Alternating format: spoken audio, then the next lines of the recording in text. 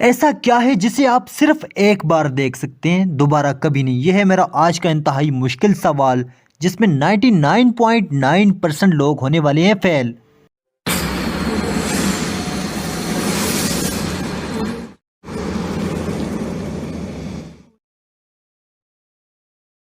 बिस्मिल्लाहिर्रहमानिर्रहीम। Once again welcome to another videos. आज का मेरा सवाल इंतहाई मुश्किल सवाल जिसमें 99.9% लोग सही जवाब नहीं दे सकते। ये मेरा खुला चैलेंज है। आज का मेरा सवाल है, ऐसा क्या है जिसे आप सिर्फ एक बार देख सकते हैं, दोबारा कभी नहीं।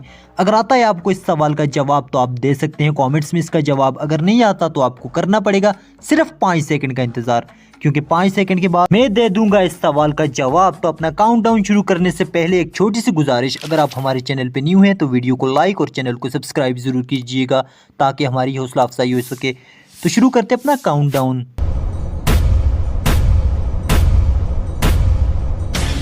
आज के हमारे सवाल का जवाब है जी गुजरा हुआ कल। गुजरा हुआ कल कभी किसी ने दोबारा नहीं देखा। कैसी लगी आपको मेरी ये वीडियो कमेंट्स में ज़रूर बताइएगा। मिलते हैं एक नई वीडियो के साथ, तब तक दीजिए इजाज़त। अल्लाह नेगेबान।